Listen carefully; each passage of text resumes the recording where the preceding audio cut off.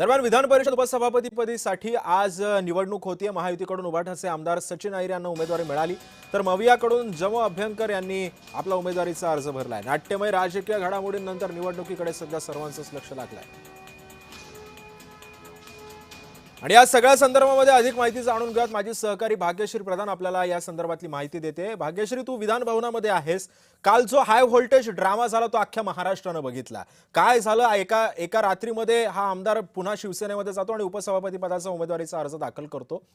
आज निवडणूक होतीये, कुणाच्या बाजूने कल दिसतोय? काय एकंदरीत वातावरण आहे सध्या विधान भवनात?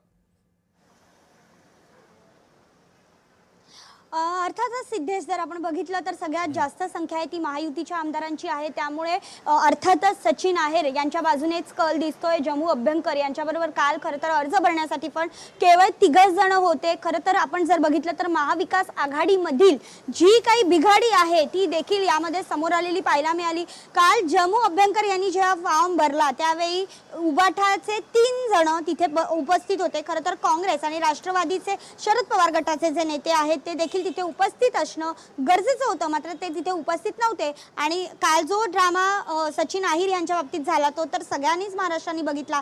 आदल्या दिवशीपर्यंत जे तोफ डागत होते विरोधक म्हणून सत्ताधाऱ्यांवर, तेच अचानकपणे जेव्हा महायुतीमधनं उपसभापती निवडणूक लढवत आहेत ही बातमीच खरं तर सगळ्यांसाठी, माध्यमांसाठी देखील शॉकिंगच होती असं म्हणावं लागेल। मात्र आता जर आपण बघितलं तर आज कल जो दिसतोय तो नक्कीच सचिन अहिरांच्या बाजूने दिसतोय। अजूनही सचिन अहिर जे आहेत ते विधान भवनात पोहोचलेले नाही आहेत। निवडणूक 1 वाजता साधारण होणार आहे। हात वर करून असेल किंवा आवाजाच्या पद्धतीने असेल, अशा 2 पद्धतीने होऊ शकते। मात्र एकंदरीतच अजून ते पोहोचलेले नाहीत। 15 मिनिटं आधी ते विधान भवनात पोहोचतील अशी शक्यता जी आहे ती सध्या वर्तवली जाते। बाकी आमदार जे आहेत ते सगळे पोहोचतायत हळूहळू। महायुतीचा आपण बघितलं आत्ताच त्यांनी वसंतराव नाईक यांच्या स्मृतीला पुष्पहार अर्पण केलेला पाहायला मिळाला आणि त्यावेळी सगळेच नेते तिथे हजर होते। त्यामुळे हळूहळू सगळेच नेते इथे पोहोचताना पाहायला मिळतात आणि आजची ही निवडणूक मात्र